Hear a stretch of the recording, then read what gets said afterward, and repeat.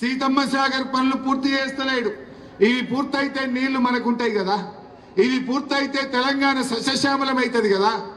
ఇది పండబెడితే నీళ్లు కిందికి పోలవరం పోతాయి, ఆడికెళ్ళి నల్లమల్ల సాగర్ పోతాయి అనేటువంటి ఆంధ్రప్రదేశ్ కుట్రలో మన ముఖ్యమంత్రి ఉండడం నిజంగా బాధకరం. నువ్వు తెలంగాణకు ముఖ్యమంత్రివా, ఇలా ఆంధ్రాకు ఇలా కొమ్ము కాస్తావా? ఎవరి కోసం పనిచేయాలి ముఖ్యమంత్రి?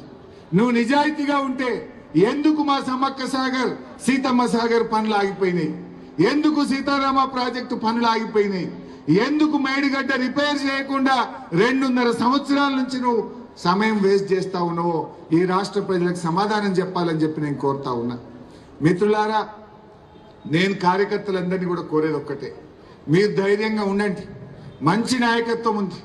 మా రవిచంద్ర ఇలా కేసీఆర్ గారు మీకు తెలుసు ఖమ్మం జిల్లాకి ఎంత ప్రాధాన్యత ఇచ్చారో, అటు పార్థసారథి రెడ్డి గారిని ఎంపీగా, ఇటు రవిచంద్ర గారిని ఎంపీగా.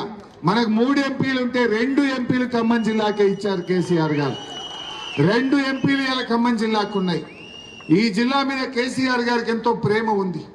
మనం ఆ కేసీఆర్ గారి ప్రేమను అందుకోవాలి. రేపు 10కి 10 సీట్లు గెలిపించండి. మనం చూసినాం కాంగ్రెస్ 9 సీట్లు గెలిచినా ఖమ్మం జిల్లా కొరిగింది మాత్రం 0.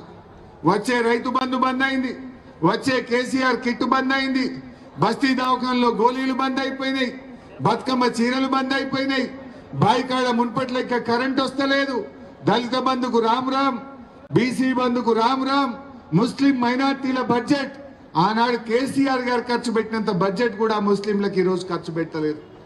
మైనార్టీ డిక్లరేషన్ పెట్టింది కానీ మైనార్టీలకు కూడా ఇవాళ గుండుసుందనే ఏ కార్యక్రమం కూడా జరుగుతలేదు.